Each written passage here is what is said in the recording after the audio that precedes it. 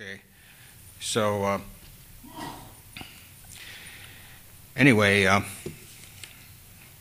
we have, with what everybody is telling us is this election that's coming up is probably the most important election in the history of this country. And because of that, if we lose this election, they may end up doing everything they can to destroy what has already been accomplished by our president, including getting rid of him and impeaching him and everything else they're going to try. And so we have, this is so critical that I thought having Trevor here would be great to give us an insight into what's actually taking place. I was at a pastor's renewal conference last week, and they had pastors in this group. They said, if you could just get your congregations to vote, we could turn California around. It was a pretty good-sized conference. We said half of the Christians aren't even registered, and the other half of the ones that are registered don't vote. So we need to be able to, stir our friends to actually show up and vote this time. And Craig Huey put this voter guide out. I will have this probably tomorrow, but I didn't have it with me tonight. But you can get it online. Just look for Craig Huey. And so I say every week I usually try to give an update on current events, and we usually have Bob to do that. But today we have Trevor, and he's going to give us a tremendous amount of information about what's happening in the world. And he believes the forces that must be exposed if we're going to do something to return the tide of the radical left. I just got this one book. The Crimes of Our Educators, what they're actually doing to our kids. I just talked to a fella who goes to O.C. Singles. He's a senior teacher, teaches chemistry in a high school in Orange County. And he says these kids have been dumbed down so much. He says they're not allowed to fail these kids. He says they don't even know the basics. And most of us, when we graduated from high school, we had a pretty good knowledge of what was going on. These kids today are not getting that. And so that's the goal. He says these people need to be, this is treason. It's to take over our country by dumbing down America. And they're doing it through this whole word method, look-say method. The kids can't read. And so they say, well, we're teaching phonics now. They're sprinkling a little phonics on top of it. But basically they're still teaching this whole word method, and it causes dyslexia. And he proves it in this book. And dyslexia, then they have to try to drug the kids to get rid of the dyslexia that they caused in the first place. And so that's basically what's happened. Rise in dyslexia, sleep decline in literacy, increase in ADD, ADHD, unnecessary drugging of millions of school children, a war against biblical religion and morality, a preoccupation with death and suicide, a decline in the power of reasoning and logic, falling worldwide rankings in math, science, and reading, an unbelievable increase in school violence, shootings, and massacres, misuse of billions of dollars for phony reforms. In other words, they're trying to reform the problem that they caused with these special ed classes, which are basically taking even more money, and so that would be fraud, because they're supposed to be teaching our kids, and they're doing just the opposite. They're dumbing them down. So there's so many crimes that are being performed by our educational society, by our Department of Education. Anyway, to bring us up to date on what's going on and give us a little bit of encouragement, I asked Trevor to come up and speak.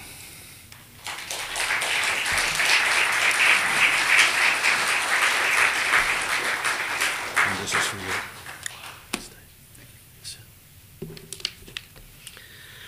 Well, excuse me, sorry. Thank you very much, Dave. Thanks for having me here. Excuse me, I spoke this morning. I'm still a bit tough from that. Well, thanks for coming along tonight. As Dave said, I'm going to give you an update. But I just want to reiterate what I say every time I come here, because people always ask me why I care about the United States. And I say it's very, very simple. The first reason is gratitude. I come from a country that was saved during World War II from invasion by the Japanese army, by the massive sacrifice of your fathers and uncles and grandfathers. at the battles of Guadalcanal and the Coral Sea and Midway. And we understand what it's like to have a big brother to protect us. And I think anybody who cares about freedom in the world understands how important America is. The second reason is related, but it's a little more selfish. You know, Ronald Reagan had it right. This is the last best hope for mankind.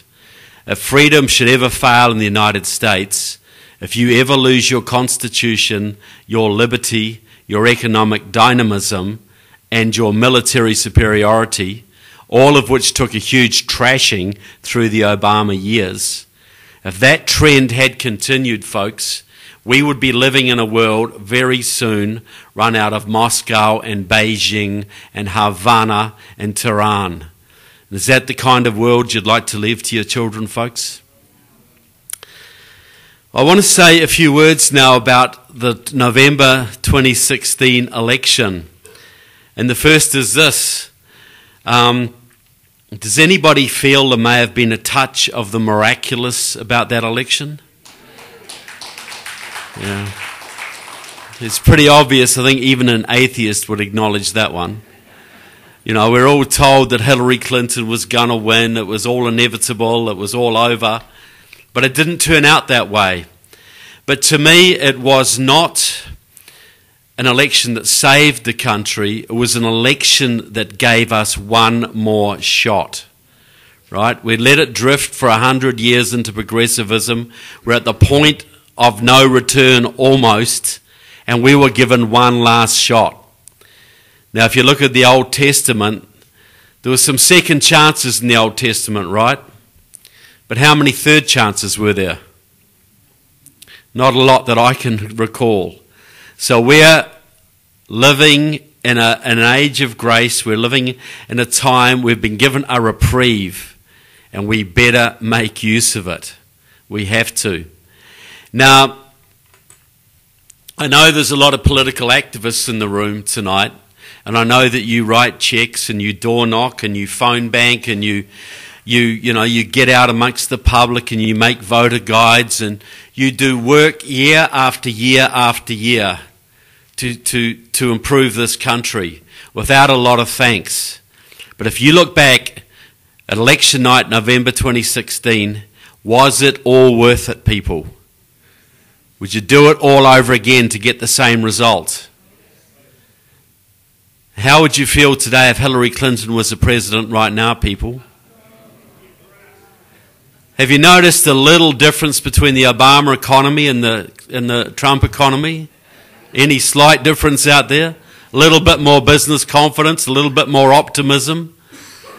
Nobody can tell me that elections don't make a difference, folks. And you used to hear a lot of people say that a couple of years ago as an excuse not to vote. But they have no excuse now. None whatsoever, because that election did make a difference. Now, the other thing, the Germans have this wonderful word, Schadenfreude, right? And what it means is to take pleasure in the pain of others. And it's not a very noble thing, but be honest, folks. When you watched election night, and about 2 o'clock in the morning when they panned the Democratic Party headquarters, and you saw all those snowflakes bawling their eyes out and crying and hugging each other, did you feel a little bit of Schadenfreude, folks? And do you think after 8 years of Obama trashing your country that you deserved it? Absolutely. Well, I want you to hang on to that feeling, folks, because I want you to feel it again in 2018 and 2020 and 2022 and 2024 and beyond.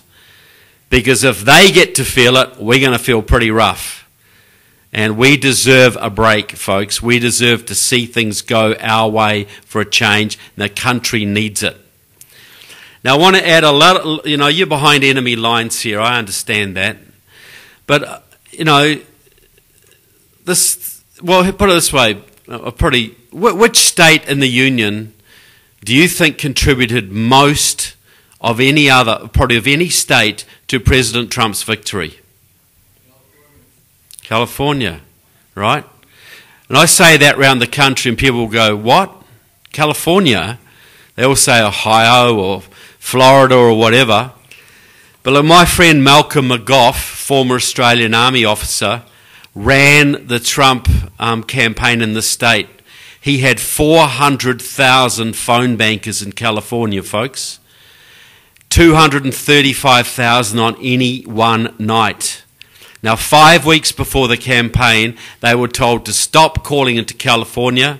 They were given 5 states: Florida, Pennsylvania, Ohio, Michigan, and Wisconsin. And they were told to put all of their phone banking into those states. And they won every single one of them, people, even Michigan. They were all won out of California. So you're like the French resistance behind Nazi lines, you know. You're out there sabotaging trains and, you know, and doing all the good stuff, you know, waiting for the troops to storm the beaches at Normandy and liberate you. You are playing an incredible role here, folks, because the Democrats take this state for granted and you're telling them that they can't. And I think there's going to be a little bit of a surprise for the Democrats in this upcoming election. I don't think they're going to do as well as they've been expecting to. Now, so, you know, we've been given a shot, people. We've been given a reprieve. And I think it's in all of our hearts, we've got to look inside ourselves into how much we are willing to put in to taking advantage of this reprieve. Because if you really look at it, if you really look at what we were given on that miraculous night, I don't want to come back in a couple of years' time and say, look, can we have another shot, please? We didn't really take it seriously. Can we have another go, please? How do you think that's going to go? We've got to take a chance, folks. Now, I talk mainly about national security. That's my big issue. But my real thing is this, and I know there's a lot of ex-military people in the room like Wiley and others, and you know that anybody in the military declares an oath to defend the Constitution from all enemies, foreign and domestic, right? Now, which are more dangerous, people? Someone over there with a gun pointed at you, or someone in your Congress, you know, deliberately trashing your Constitution? Which is more dangerous? The internal enemies are by far the most dangerous in the long term, because there is no foreign enemy that could ever take you out if they didn't have help from the inside. But they do, unfortunately, and that is your danger. Now, we all know that there are a lot of threats out there in the world. There's North Korea and Iran and China and Russia and ISIS and Al-Qaeda. But the biggest threat you face right now, the threat that could destroy your country more surely than anything else, and you've got Christian churches all over this country promoting this, is amnesty for illegal aliens, right? So why would I call that a national security threat? Why would I say it's so dangerous, you know? These are just people coming across the border because they want a better life for their kids. And a lot of them are very good Christian people. A lot of them very honest and hard-working. But there is a problem. They tend to vote 85% Democrat. Now, MIT just released a study the other day that there are approximately 22 million illegals in the country right now. Okay? Now, we've been told for years it's 11 million.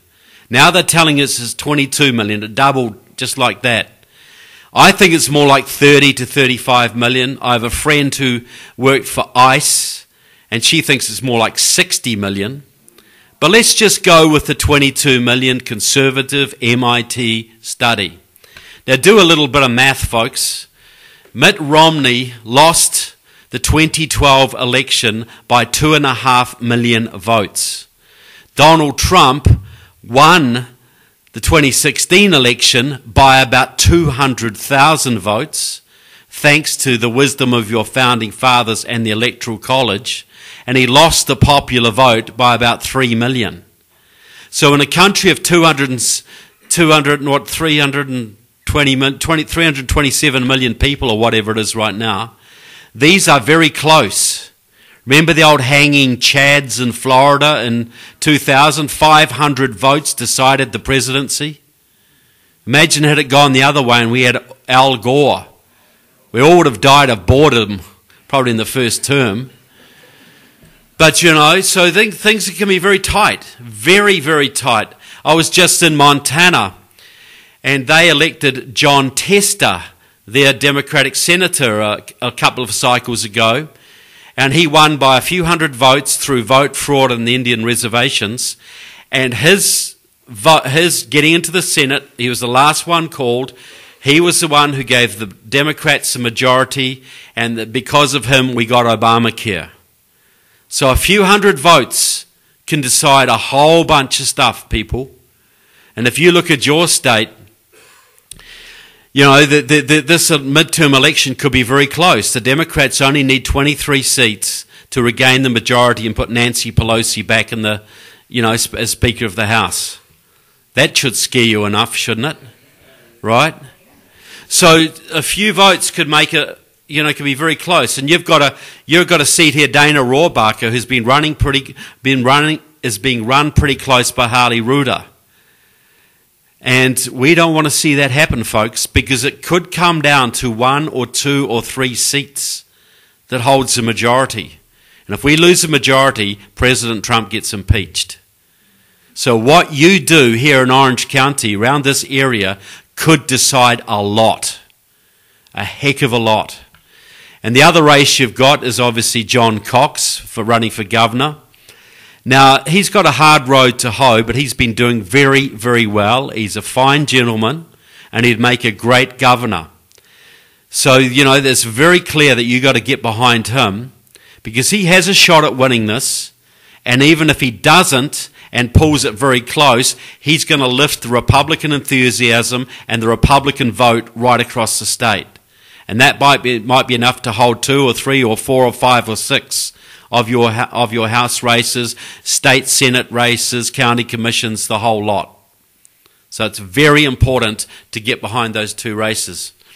But so Donald Trump lost by 200,000 votes, and Hillary Clinton promised within 100 days of taking office in this country, she was going to legalize every single illegal immigrant in the country and give them citizenship and voting rights. That was her pledge. Now think that what would have meant, people, say 22 million, say 16 million of voting age, say they will vote 80% Democrat, so maybe 14 million new Democrat voters, 14 million people.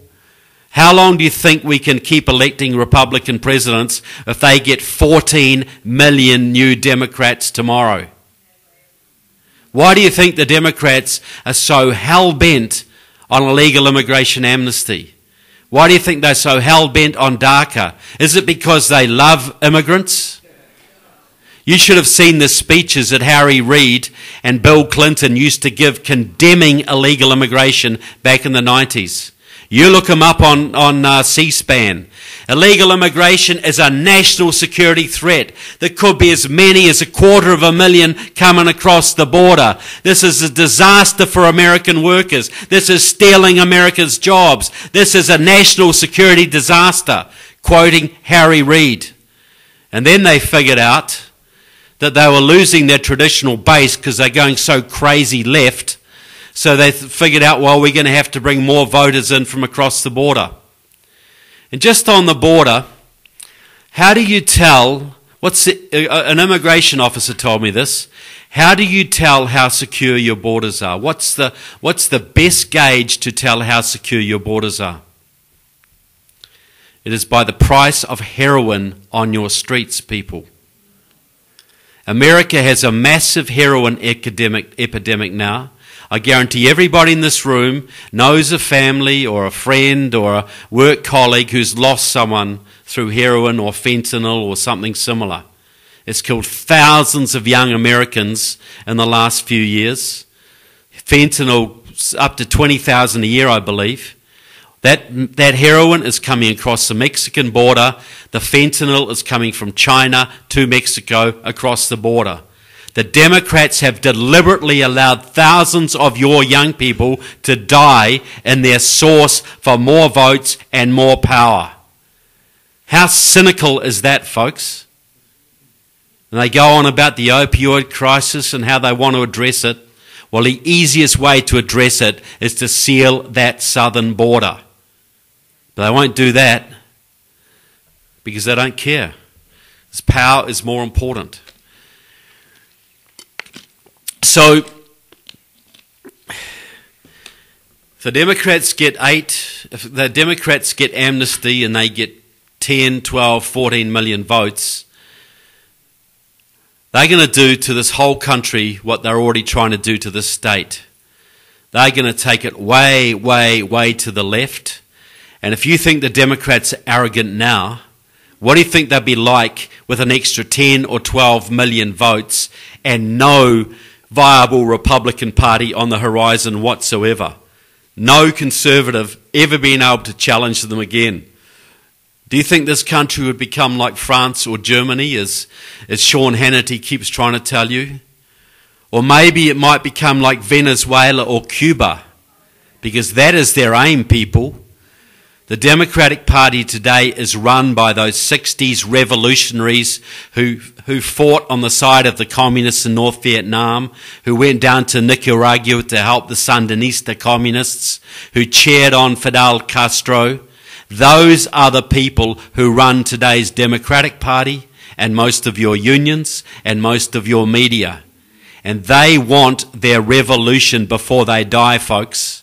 They're getting a bit long in the tooth and they want their revolution. That is why they're so hell-bent on destroying everything this president does. Now, and I want to say a little things about the current Democrats. I know that I'm sure there's people in this room who have had to undergo some form of FBI background check in the past to get a government job, or, to get even some private positions, government contractors need them. Anybody in this room ever had an FBI background check?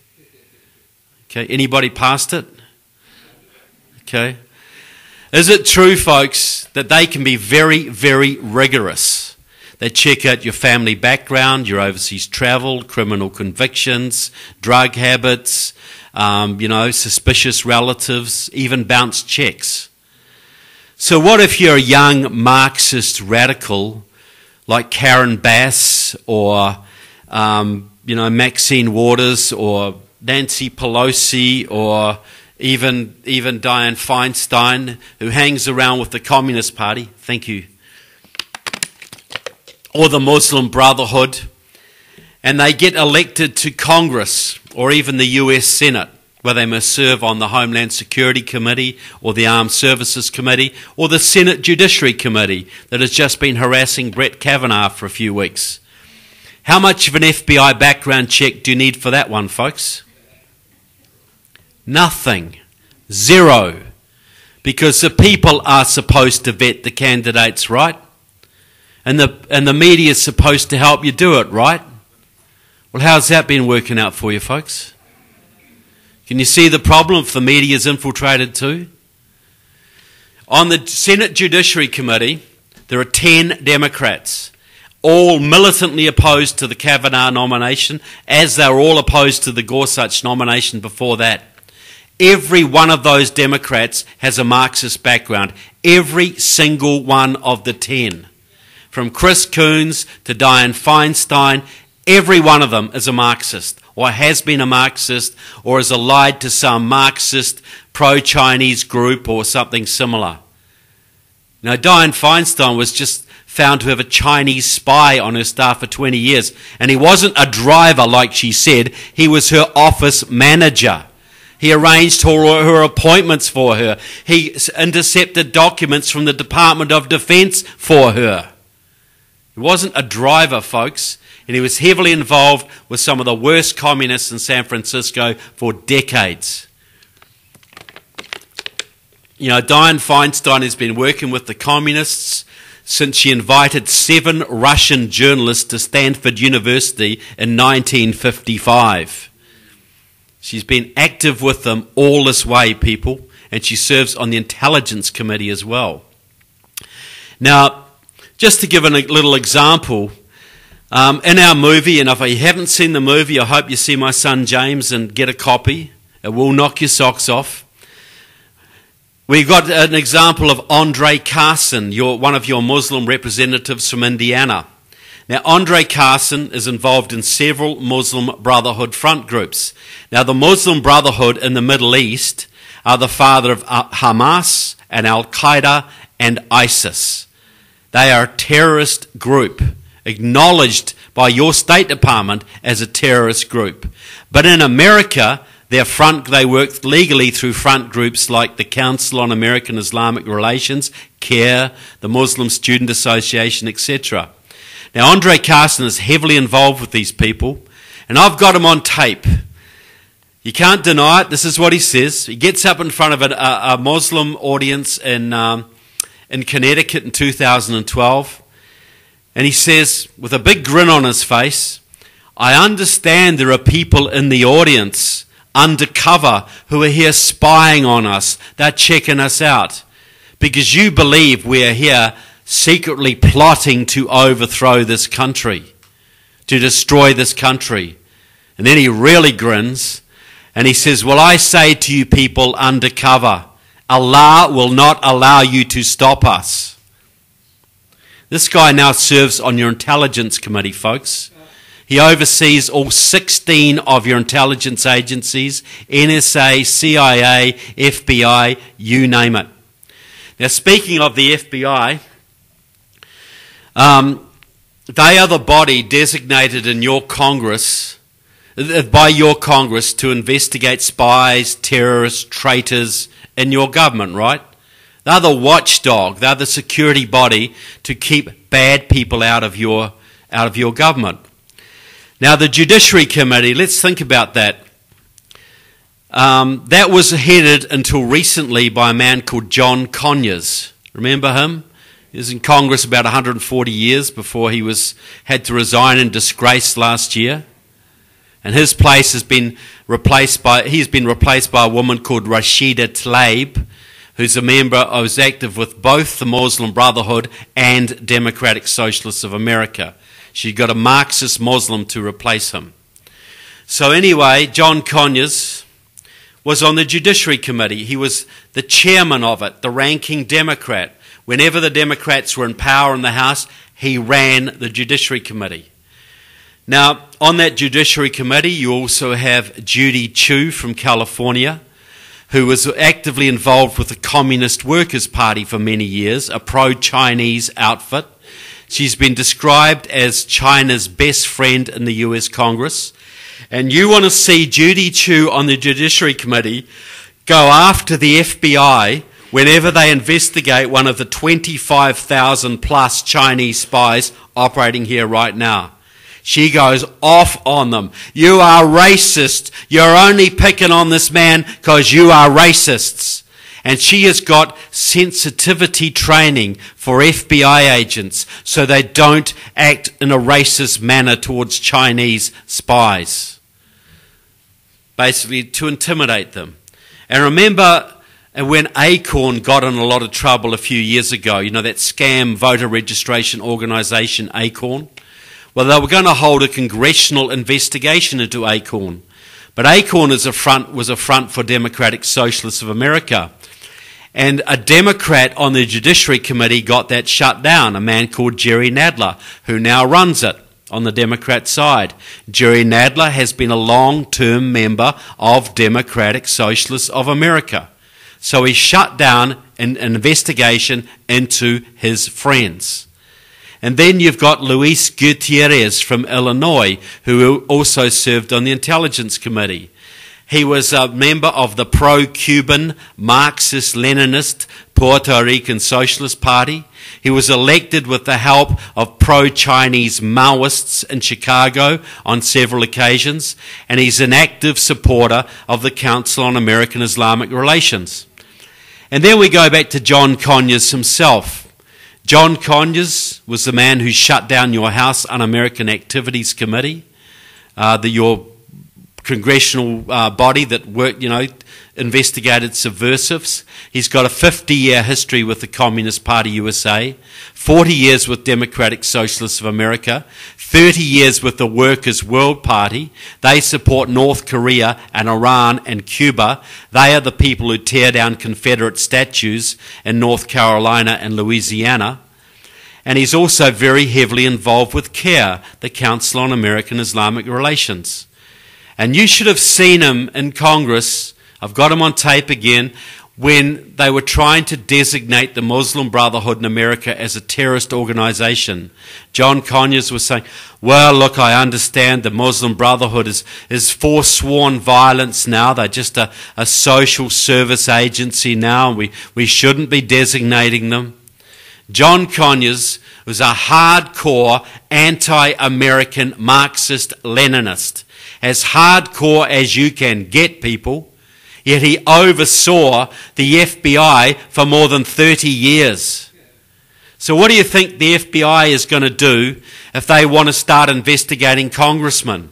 Are they going to go to Judy Chu and Jerry Nadler and Luis Gutierrez, and they're going to say, look, we need to start investigating your colleagues. Is that okay?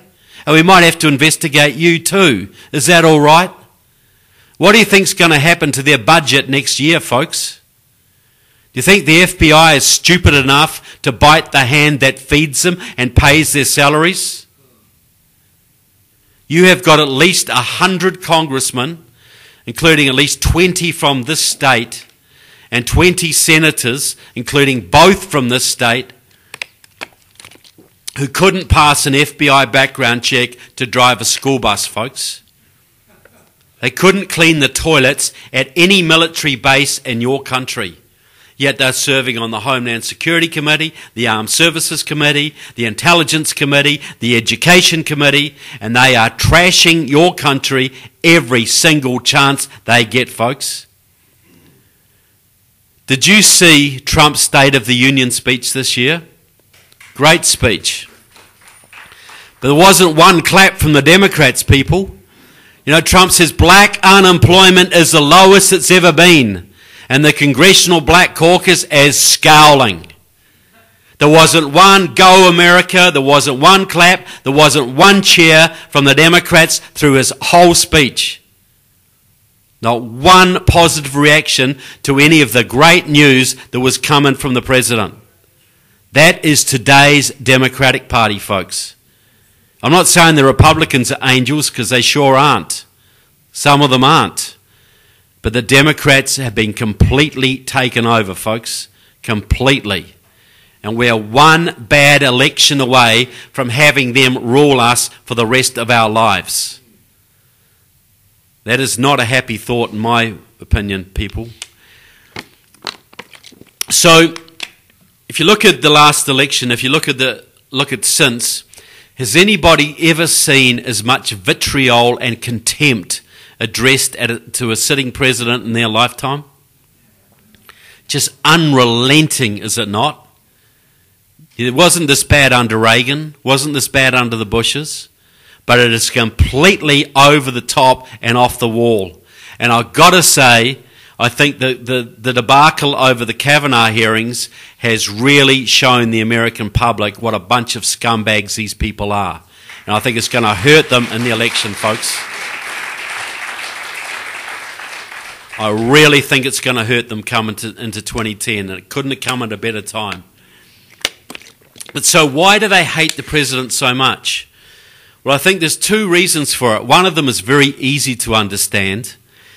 You know, the Democrats were so fired up on election night, they were so believing their own propaganda, they were absolutely convinced that Hillary was going to win. And it was all over by the shouting, and they were going to have power, and they were just going to do what they wanted to do. And when it all went south for them on election night, they're like a bunch of kids who thought they're going to get the best bike you've ever seen for Christmas, and they got a pair of socks. And don't we all know that feeling, people? We all know it, but they're still feeling it, and they're bitter and angry. But I think it's even a more sinister reason, because that's human, right? But see, this is what really riles them. Because see, if you're a modern Democrat, and I'm not talking about your Democrat neighbour who's probably as patriotic as you are and still thinks he's voting for Harry Truman or JFK. I'm talking about the modern, hardcore leadership Democrat. You rely on your base to get you elected, and you own that base. You own the black community, right? You own the Native Americans. You own the Asian Americans. You own the Hispanic Americans. You own the soccer moms. You own those white union guys out in Pennsylvania and Ohio. You own them. And they're not individuals to you. They're voting blocks to be manipulated in your service. And when President Trump went out to those white union guys out in Pennsylvania and says, so this is what the Rust Belt's about, is it, people? This is what the Democrats have done for you, and NAFTA has done for you. Closed down factories, drugs, unemployment. You're working in McDonald's and Starbucks instead of those high-paying union jobs you used to have. So this is what the Democrats have done for you, right? Well, we're going to rebuild the industry in the Midwest, folks. We're going to rebuild the steel industry. We're going to rebuild American manufacturing. And a whole bunch of them believed him, and for the first time in their lives, they went into a polling booth and they pulled the lever for a Republican. But it wasn't for a Republican, it was for President Trump and what he promised to do and his credibility. Now, when he went to the black communities and says, so this is your inner cities, right? Full of crime and drugs and, unemployment and all this kind of stuff. So this is what voting Democrat has done for you guys. Well, why don't you vote for me this time? What have you got to lose? And a whole bunch of them said, heck yeah. And they did.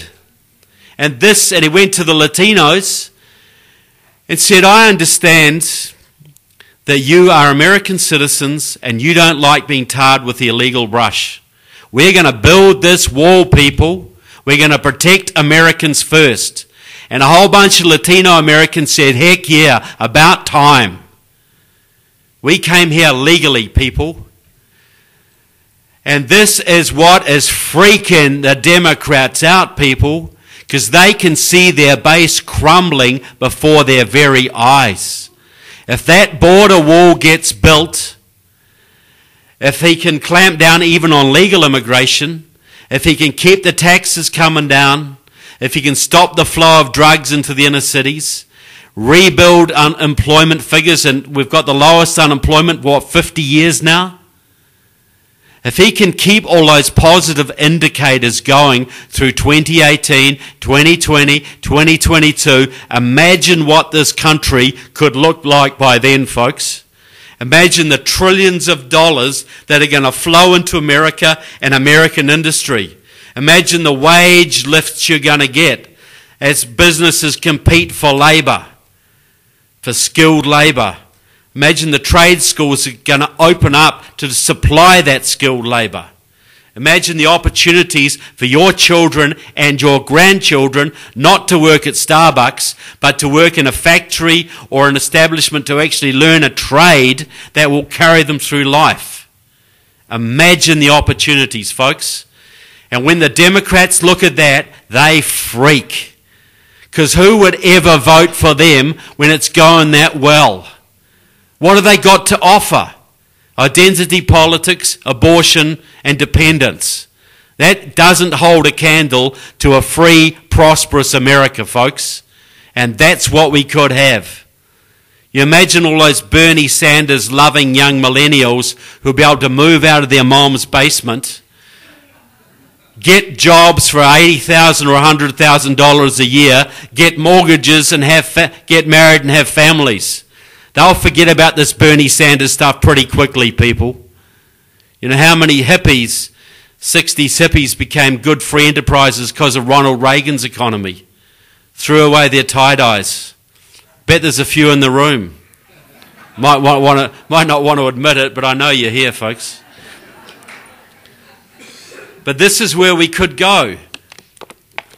And this is freaking the Democrats out, because what have they got to offer? How can they compete with that? They thrive on division and class hatred and ethnic jealousies. That's what gets them into power. Well, in a free, prosperous economy, you don't have class division, you don't have racial tension, because everybody's too busy making a buck, looking after their families, and doing well. And isn't that what America was like for most of your lifetimes? Well, we can have that again, but even better, people. So the Democrats have a plan. They've always got a plan, because they know their survival's at stake here. They know they could be out of power for decades if this president is successful. So the first part is very transparent. Destroy President Trump. Impeach President Trump. Denigrate him. Criticize him. Attack his wife. Attack his supporters. Attack his family. Attack his grandfather. Whatever it takes. Just bring him down. Make him unpopular. Now, this is pretty obvious that's what they've been trying to do, right? Hold him up every single step of the way. Don't let him have any victories. Well, he's had a few, and that annoys them, people. That really annoys them. So, the second part of their plan is a little more devious, but it's very obvious when you see it, when it's laid out. Who remembers the old Rainbow Coalition of the 1980s? That great Jesse Jackson, the great scamster, and what he tried to pull. See, Jesse Jackson ran for president twice, 84 and 88, and nobody gave him a chance. But what he did, he started what he called the Rainbow Coalition. And what he did is get all the minorities together. He got the progressive whites, the progressive blacks, progressive Latinos, Asian Americans, Native Americans, gay Americans, Muslim Americans. So he had the lavender, he had the red, he had the green for the Muslims, he had the yellow, brown, black, and white. And this is his terminology, not mine, right? Because I don't see people like that, but they do.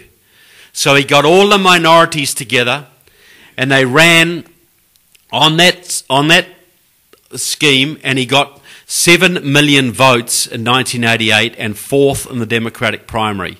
People were pretty surprised at how well he did. Well, see, in those days, minorities were around 12 to 15% of the population. Now they're 38% of the population. There's a very big difference. So the Jesse Jackson's Rainbow Coalition was run mainly by Maoist communists, pro-Chinese communists, Communist Workers' Party, Line of March, and especially the League of Revolutionary Struggle, a Maoist group. And that was formed out of some communist whites, a black communist organisation, an Asian communist organisation, and an Hispanic communist organisation. They all joined together to form the League of Revolutionary Struggle. And they were the backbone of Jesse Jackson's organisation. They held all the key positions. And one of them was a young man called Stephen Phillips. He was a young black guy from Stanford University, a law student, and he took the whole year off in 1988 to work exclusively on the campaign. He was Jackson's West Coast student organizer for the whole West Coast of America. Now, after Jesse Jackson dissolved the coalition and moved on to other scams, Steve Phillips and the League of Revolutionary Struggle dissolved, and most of them went into the Democratic Party. There was about 3,000 of them. They went into the Democrats, including Steve, and he also married very, very well. He married his sweetheart from Stanford University, a young woman called Susan Sandler. Now, her parents, Herb and Marion Sandler, owned a massive savings and loan in California, and they sold it to Wachovia for $2.8 billion. Bankrupted Wachovia, and Wachovia had to join up with Wells Fargo. But anyway, they got their $2.8 billion, and they put half of it into the progressive movement. They fund the Center for American Progress, they fund ProPublica, and a whole bunch of candidates around your country. Now, They also set up something in 2005, and Steve Phillips was their point man on this.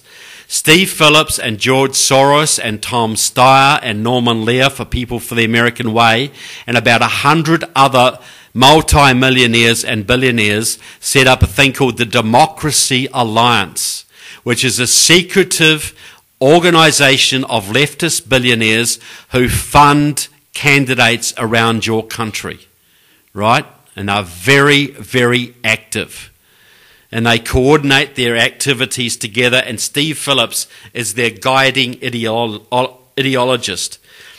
Now, Steve Phillips also in 2008 got $10 million together and ran a voter registration drive in 18 southern states for a young black senator from Illinois called Barack Obama.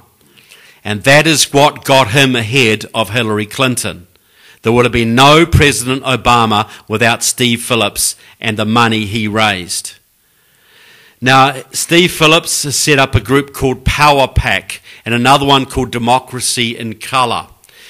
And and they are funding candidates of colour all over your country. They funded Mazie Hirono, the senator from Hawaii, Tulsi Gabbard, the congresswoman from Hawaii, a whole bunch of state reps and congress members from your state, you know, right from mayoralty to senate, you know, right across the board. Now, Steve Phillips has a plan, and you can read about this. It's all over the internet if you know where to look. Steve has written a book. It's called Brown is the New White. And it basically says this: we have a big demographic revolution in America, and the left needs to take advantage of it. Democrats, stop wasting your time trying to spend billions of dollars in convincing a few voters in the middle to switch from Republican to Democrat. Instead, spend all of that money on energizing your progressive base. Go into the black communities, the Latino communities, the Indian reservations, and get those people that support your party but normally stay at home to the polls. Stacey Abrams, one of their candidates, she puts it this way: it's a lot more efficient, rather than trying to convert atheists into Catholics, you just get the Baptists to go to church. And that's what they're doing. Now, we saw this happen in Alabama with Roy Moore. See, Roy Moore should have easily won that Senate race, but he got in trouble. And so Steve Phillips and his friends put several $1 million into Alabama. They reactivated the communist networks that had been there since the civil rights era, and they mounted a vote or die campaign amongst the black community. And they made a big deal of it. They also they worked with Alabama's Muslim community. And the leader of CARE in Alabama boasted that they won the election for Doug Jones, a Democrat, because the margin of victory was 20,000 votes, and they had signed up 20,000 Muslim voters in Alabama, and they all supported the Democrat. So that's how they won that seat. That's how they won Virginia. Right now they're working on Florida. They're working on 5 southern states. They're working big time in Florida, Texas, North Carolina, Georgia, Arizona, and is it 5? I'm not sure. Texas, yeah, whatever. But anyway, they're going to these southern states who have big Latino and black populations that don't normally vote. They are working behind Andrew Gillum, who's now leading the polls for the governorship of Florida, who is a Steve Phillips protege. They're behind a man called David Garcia, who's running for the governorship of Arizona, backed by Steve Phillips and his money. They're running behind Stacey Abrams in Georgia, and she's running ahead in the polls right now, another Steve Phillips protege. Because they figure if they can energize the black and Latino base, and this is all race politics. These are completely racist, these people. They don't talk about policy. They just get the racial minorities to vote. And so they are backing Andrew Gillum, who's now running ahead. Their logic is, if we can energize I went to Florida about 2 months ago, where I live. I went to a meeting in Gainesville. Andrew Gillum was then running 9%, and he had an FBI investigation on him. Gwen Graham, the former Democratic Congresswoman, daughter of a former governor of Florida, was running at 24%. And she was the favourite by far. And I went to that meeting and said, Andrew Gillum will be your candidate for the Democrats. And they all said, oh yeah, right. And he ended up winning 34 to 31. Because his friends, his Maoist communist friends, and he is a Maoist, they signed up about 300,000 black and Latino voters in the ghettos of Fort Lauderdale, Miami, Orlando, etc. And they got them to the polls. And it shocked the Democratic establishment. David Garcia is trying to do the same thing in Arizona. Trump won Arizona by 200,000 votes. You say, that's pretty cool, right? But there were 600,000 Latinos in that state who were eligible to vote that didn't. And they are going for them right now. So the strategy is very simple. All you have to do is win Florida or Arizona, maybe Georgia, 2 of those 3, and you're going to win 2020. Or you've got a very, very good chance of winning 2020. And that's what we're doing now, and I don't think most of the Republican leadership has any idea of this. Any idea whatsoever. So the message here is we cannot be complacent, folks, at all. And we got to get every single seat we can out of California to counteract what could happen in Florida and Arizona. What happens here is so important because they take California for granted and we can steal a few off them here, people. We can save what we've got and maybe take 2 or 3 back off them. Now, Steve, I'm going to tell you now who's going to be their presidential candidate in 2020 because this has already been decided. You know, Bernie doesn't know this yet, and neither does Joe Biden, and neither does Ron Wyden or any of the others who think they're going to run. See, back in Stanford University, Steve Phillips had a young friend, a young black guy who was a football player. And he was a radical. He wasn't one of the real militant radicals, but he was a radical. And Steve Phillips befriended him, and his friends befriended him, and they put a lot of money behind him. And he got elected to a city council, and he became a mayor of Newark, New Jersey. And now he's Senator Cory Booker from New Jersey, right? So they're going to run Cory, and he just was in Iowa this week doing some speeches across Iowa. And the other one they're going to run, and it's going to be either both of them on the ticket or one of them on the ticket, maybe with one of the Castros from San Antonio or maybe Elizabeth Warren, but one of these 2 will be on the ticket. Now, Steve Phillips had a friend at Stanford, a young woman. She was an extremist, a radical, and she ended up working in the top levels of the Hillary Clinton campaign. And on Steve Phillips's recommendation, her husband, a man called Tony West, became a top official in the Eric Holder Justice Department. That woman's name is Maya Harris. You may know her sister. I hope you didn't vote for her. That's Kamala Harris. So they're going to run. Kamala Harris and Cory Booker are completely owned by Steve Phillips and his friends. Completely, 100%. And they're going to run them at the top of the ticket in 2020. They're going to hope that President Trump is severely weakened, and they hope to win with 51, 52, 53% of the vote. And then they're going to legalise every single illegal immigrant in the country. Then they're going to open the doors to refugee resettlement from the Middle East. And they're going to turn conservative Christians, if they can, into a tiny minority in their own country. And if you think that won't be a persecuted minority, you know, I think maybe you need to look a bit more hard at reality.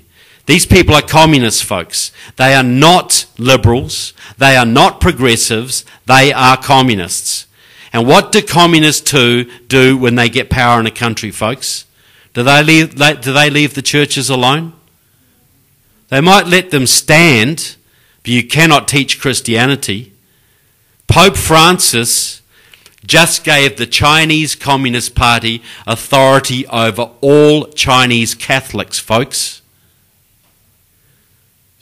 Imagine what is that if that's not complete treason? The head of the Catholic Church just gave authority over every Chinese Catholic to the Chinese Communist Party. And hardly anybody's saying anything about it. That's just the lowest thing anyone could do. Betraying his own flock to people like that. So, that's where we are right now. We're in a position where we've had a great victory. In 2016, we had a great victory, a great come-from-behind victory. But that was the first game of the World Series, folks. And how many games do you have to win before you declare yourself world champion? 4. And we've got to win 4 in a row. Because if we slip up once, we could get amnesty, and then we'll never win another one. So we've got to win 4 in a row. So the downside, if we blow this, is pretty darn horrible. You know, doesn't look good. But what I will say is this. That last election, that proved to me that God is not finished with this country yet, folks. At all. So this is what I think we need to be doing. We need to treat what we were given as a great reprieve. And we need to double down. We need to get organised and devote every single thing we can over the next few weeks to making sure that Dana stays in Congress and that John Cox gets elected to the governorship of this state. It's 2 very important elections that we have the power to influence. It's right in front of us. I'll give you an example of the power of a small number of people. I was about 2013, I think it was. I'm giving you both barrels tonight. I might go on a bit long, but I'm giving you everything I've got, right? Because I love this audience, and I think you're important enough to talk to about this because it's so critical what you do here. I went up to Jim Bridenstine's office with a friend of mine. Now, Jim Bridenstine was a very conservative rep from Oklahoma who's now going to head NASA. Isn't it good we're going to have NASA again, people? You know, it's another good thing we've got to thank President Trump for. And so, you know, Teflon fry pans came out of NASA, folks. Haven't they improved your life?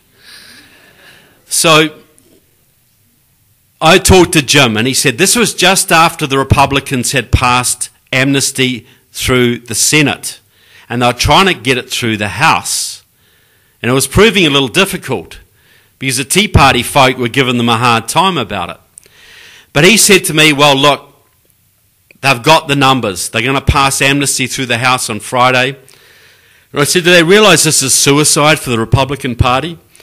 He says, well, they don't see it that way, you know. And a lot of them get a lot of money from the Chamber of Commerce, which wants cheap labour. So they've got the numbers to pass amnesty. And I said, can we do anything about it? He said, no, it's done. It's a done deal. They've got the numbers. And I walked out of that room. I don't get depressed very often, but I was pretty depressed when I walked out of that room because I could see what was coming. That Thursday, I think it was, or that Tuesday, I think it was a Monday and then Tuesday, there was a special election in Virginia. A man called Dave Bratt went up against a man called Eric Cantor. Now, Dave Bratt was a young upstart. Eric Cantor was the darling of the House. He was the man before Speaker Ryan, you know, and he was an amnesty guy, the darling of the Republican elite. And the Tea Party, he had $5 million in the bank to fight his election, and Dave Bratt had $200,000 and about 200 Tea Party volunteers. Right? Hopeless, David and Goliath battle. But those Tea Party volunteers knocked on every door in the district and they made it a referendum on amnesty. No amnesty. Eric Cantor supports amnesty. You've got to stop this. Well, on that Tuesday, they beat Eric Cantor by 8 points, people. 8 points. And amnesty was dead the next day because every Republican who supported it freaked. They said, wow, this is what happened to cancer. You know, they're going to absolutely slaughter us if we keep pushing this amnesty thing. And amnesty died the next day, people. It was done. 200,000 Tea Party volunteers, 200 Tea Party volunteers with a little bit of money saved this country, folks. So don't ever tell me you can't make a difference. So this is where you're at. You do nothing and you trust to luck. Yeah, maybe President Trump will muddle through the next election. And maybe George Washington would have won the revolution all by himself. You know, maybe he could have. Not very likely, though. He had an army, folks, and you are the army. You have saved this country from California before, and you've got two very important elections right in front of you. I'm asking you to do this. If you're not involved in either of these two campaigns, get involved now. You've got 4 weeks. I'm not asking you to trudge through the snow for years at a time and try and fight the British with squirrel rifles, you know, and eat berries to survive. I'm not asking you to do that. I'm asking you to dedicate some weekends to getting on the phone banks and doing some door knockings, door knocking for what could be two of the most important elections this election cycle. And every election they say it. This is the most important election of our lifetime. Well, this one actually is, folks. Because if we blow this one, President Trump gets impeached, and it all comes to a grinding halt. No more laws, no wall gets built, and the base doesn't turn out in 2020, and the Democrats win. But if we win this one, and we absolutely can win this one, you know, since the Kavanaugh hearings, I'm looking a lot more positive, people. If we win this one and win 2018, President Trump will easily win 2020. Then he will win 2022, and then he will set up a good successor for 2024, and by that time the Democrats will be decimated, people. They will have lost huge chunks of their base. The economy will be humming. We'll be able to get a whole lot of our measures through. We might get another Supreme Court justice. You know, not wishing ill of Ruth Bader Ginsburg, but I think she really could enjoy a retirement in New Zealand. We'll take one for the team on that one, folks. But we could have a 6-3 majority on the Supreme Court by the end of President Trump's term. The taxes could be way down. You know, Roe v. Wade could be fought in the courts in a much more favourable terms for us. We could do a whole bunch of things, folks. What I want to see in the next term, or even after these midterms, President Trump go after the deep state, which I think he's itching to do. But the other thing I really want to see, I want to see pressure put on President Trump to abolish the Department of Education. Right? So Californians can control California education. So Oklahomans can control Oklahoma education and teach their kids their own values, not leftist Washington values. Wouldn't that be a huge victory for our side, folks? And we could have that. We could have that if we win the next couple of elections. Do you think it's possible, or do you think that's a pipe dream? You know, have you seen any president since Reagan fulfill more of his promises in 1.5 years than this one? Look, I was not a Trump supporter, folks, because I liked his rhetoric, but I did not believe he would do what he said he was going to do. But I've been proven wrong. And I'm humble enough to say I was wrong, and I'm glad you guys were more sensible than I was. That's what I can say. So, you know, President Trump has done all that with one hand tied behind his back because he's had a very, very slim majority in the Senate. And when you've got to rely on Lisa Murkowski and Susan Collins, and she's redeemed herself a little bit recently, I must say, but she's been voting like a Democrat most of her career, and so is Lisa Murkowski. When you've got a very slim margin in the Senate, that makes it real tough.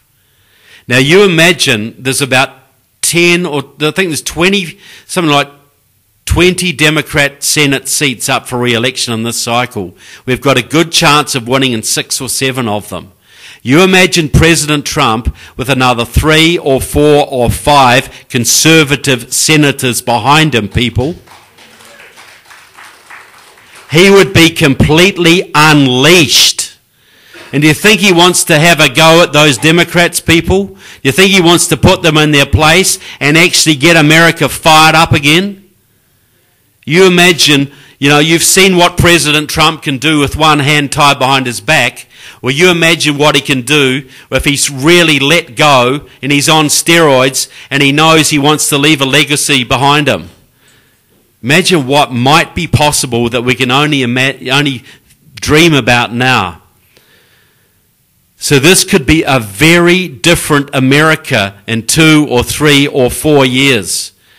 You remember the mood of Jimmy Carter in the last term, the gas queues round the corner, the Iran debacle and giving away the Panama Canal and interest rates up to here and all this.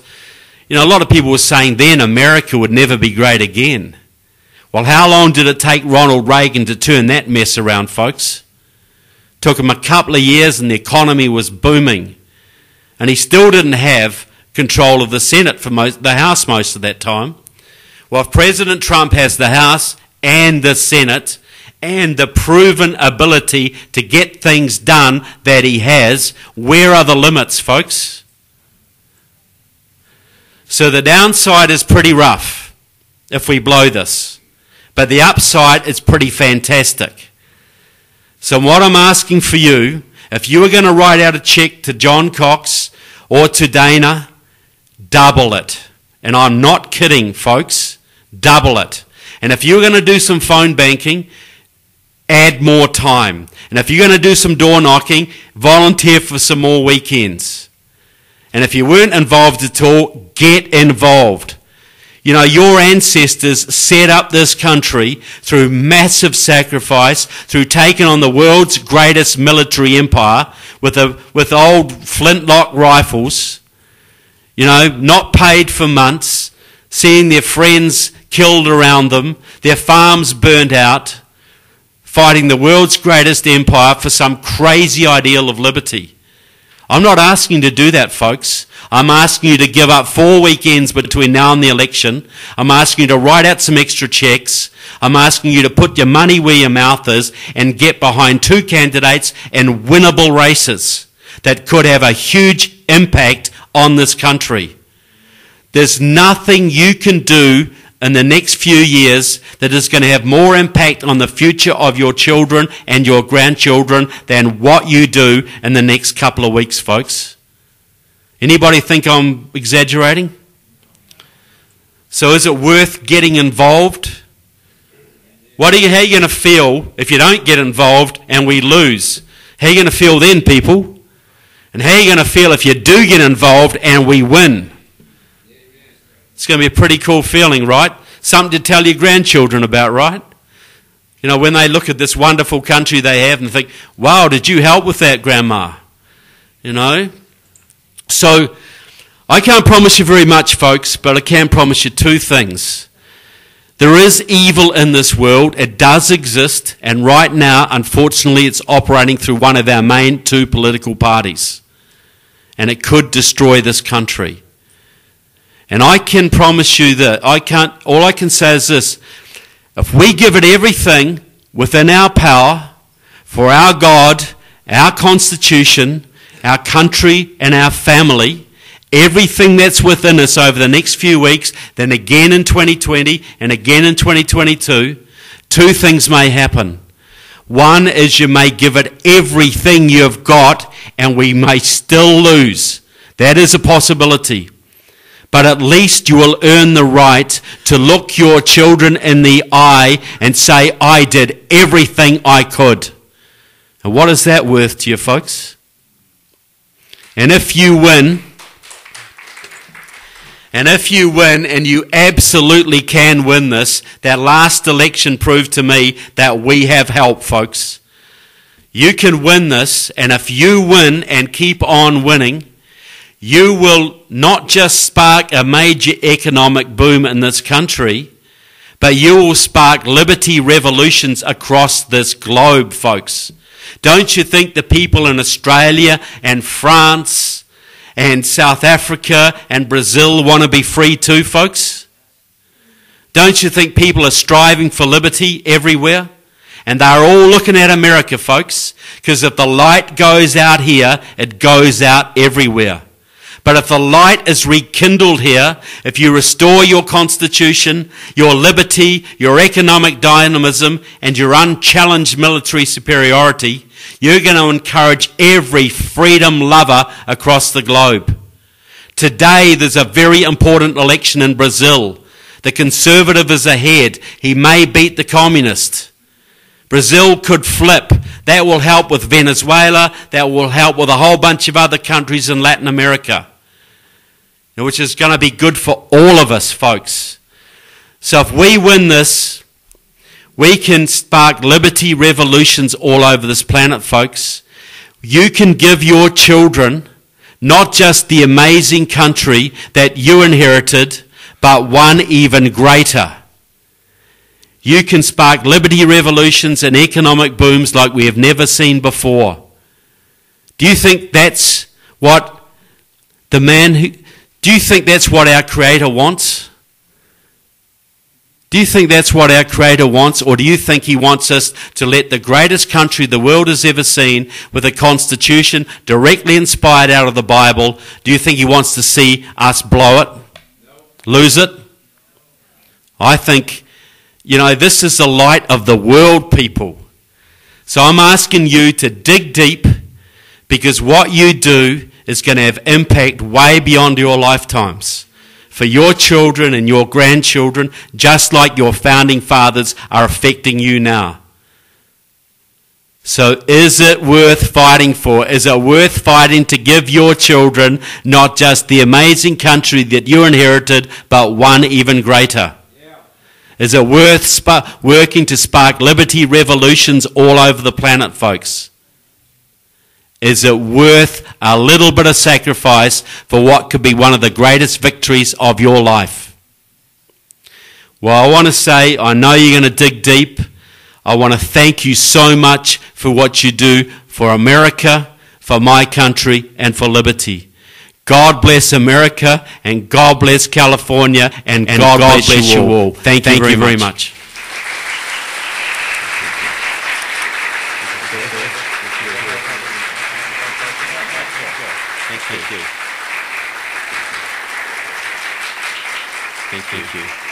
Thank you very much.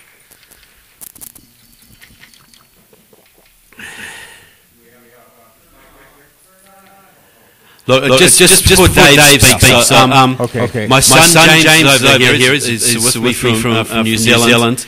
If you haven't got the DVDs or the books, please do so, because if you're in a war, the first thing you have to know that you're in one, and the second you have to know your enemy and how they work. So please get the DVD, take it to your church, take it to your Tea Party group, your Republican club, get some friends around, because that is designed to keep people off the fence. You all know people who think the way you do, but really don't quite understand what's at stake and aren't willing to get motivated. Like the rabbit down there. So please see my son James about that. But look, any questions? Yeah. If you want to come over to this mic here, start a line on this side. I've never had a rabbit in my speech before, ever. Yeah. So just come up here. We want to get the question. The rabbit has a question. We want to get the question on tape. So anybody that has a question for Trevor, come over here. Yeah, there's a little rabbit.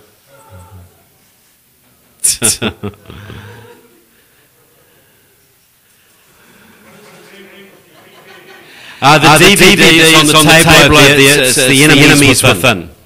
Yep. And the other thing I'll say is our next movie project is Enemies Within the Church. So we're going to look at the infiltration of the Catholic Church. Yes. He'll be mentioned. We look at the infiltration of the mainstream Protestant churches, and the sad thing is that a lot of the evangelical churches, which have been pretty pure up to now, are also getting infiltrated by the left. So we will be looking at that in the next movie coming up. So we hope to get that out next March, April. That's the plan. Okay. Any questions? We have a young gentleman here that wants to give a little bit about what you're doing. So Trevor really queued it up perfectly. My name is Chris Boyle. I'm field director over the Republican Party field office in Fountain Valley. We're open 6 days a week from 10 a.m. to 8 p.m. making calls and knocking doors on behalf of Dana Rohrabacher and our local Republican elected officials to keep them in office and keep the Democrats from taking over. I'm going to be passing around a sign-up sheet if you'd like to come in and lend a hand. Like Trevor said, this is a very important race, and your help is going to make all the difference. Thank you. Good luck with that. Anybody else come on over this side. Basically my question, just asking how I can get involved with, the Republican movement or the Tea Party, whatever, really puts the Democrats out of whack. Yeah. Well, it does. I just look on the Tea Party. I was at a communist convention a couple of years ago. And I thought I sort of snuck in undercover, and I thought I was going to learn all these great secrets. And all they did all day was moan and gripe about the Tea Party. That's all they did. Tea Party this, Tea Party that. So look, this election cycle, I would get involved in Dana's race, and there are Tea Party groups around here, the Republican groups. And you find where your home is. What is, if you're a constitutionalist, find the group that's going to express your values, but there are plenty of them, and as I said, California won this country. It was going to save this country, and we can still keep doing that. Yes, sir. Just wondering, how do we decipher between liberalism and communism? Because it seems like they interchange. Yeah. It's like masking communism with liberalism. Exactly. Well, liberalism became a dirty word, so they used progressivism. And progressivism is a communist word. It means progressing towards communism. If you read all the literature, that's all it means. So the whole left right now, the left in America is little elements of the Republican Party, all of the Democratic Party, the unions, the media, Hollywood, right down through the streets into the Antifa, the communist groups, Democratic Socialists of America, which has gone from 5,000 members to 50,000 members in 2 years. They have a branch in Long Beach. They have, that who are involved in elections. So the left is really a monolith now, and the left is going full-on progressive. There is not a lot of difference now between Nancy Pelosi and the Communist Party. There's not a lot of... There's actually an organisation now called the Left Inside Out Strategy, which is an alliance between the Communist Party, Democratic Socialists of America, Freedom Road Socialist Organisation, which gave you Black Lives Matter. All of them have formed an alliance. There's about 57,000 members to infiltrate the Democratic Party. So there really is no difference. You've got, as I say, you've got 100 members of Congress and 20 members of the Senate who are basically working with these people. And the rest of them are just going along to get along. So the left is the enemy of freedom in this country right now. That's from the top of the Democratic Party to the street-level Antifa. Antifa is just the military wing of the Democratic Party now. And the Democratic Party is the electoral wing of the communist movement. That's what it is. Yes, ma'am? If these senators and congressmen are required to swear that they are going to uphold the Constitution of the United States when they take their offices, are they not committing treason? And can they not be indicted for that? Well, I think they should be. In a sane world, they should be. Like My next book is going to be on senators, subversive senators, and the cover is going to be a guy in a suit swearing allegiance to the flag with his fingers crossed behind his back.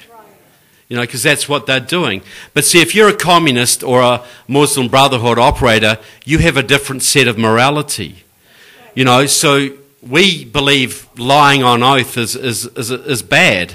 They believe it's just a necessary part of what you do when you're fighting in the underground. They believe they are fighting capitalism and fascism, and if you have to lie to do that, you have to steal, you have to rip off the government, whatever, that's what you do. That's part of the revolution. So I want to see background checks instituted for congressmen and senators who want to serve on committees, not to get elected, but to serve on sensitive committees. And I think we should be investigating congressmen the same we would investigate a Muslim Brotherhood operative or anyone else. Congressmen are not, overseas they've arrested several people in Britain, members of Parliament, for spying for East Germany. They've done it in France and Germany. You know, your enemies target your legislators because they have so much power and influence, and they're easy meat. So, yeah, absolutely, they are committing treason. But, you know, what's the old saying, why doth treason never prosper? Because when treason prospers, none dare call it treason. You know, because when treason is endemic and everyone's doing it, nobody dares to call it out. You know, so, like, it's like going to the KGB and saying we need to investigate some of these Communist Party people because they're ripping things off. Well, what's going to happen to you? You're straight into the gulag. So it's so endemic now, nobody knows who to trust. We know we can't trust the FBI right now. We can't trust the Justice Department until they're cleaned out. So we got to do all this on the as much as we can with our own grassroots. We can trust our friends. That's who we can trust. But is any other questions at all? Okay, I think we'll let you go over to your book table, and you can talk to more over there. Well, I just want to say my usual wind-up. I want to thank you very much, Dave, for bringing me here. It's always a pleasure.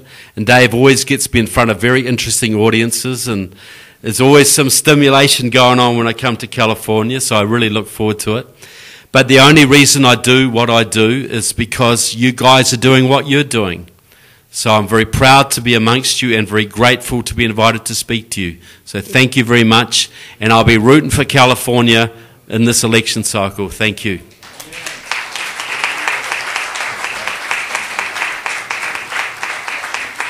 So our next meeting was November 4th. It's basically birth of a nation, death of a nation. And hopefully there'll be a revival of a nation. So that'll be Sunday, November 4th here, and I'll be the speaker. So let's go forth and win this election. Birth of a nation, death of a nation. So thank you for coming.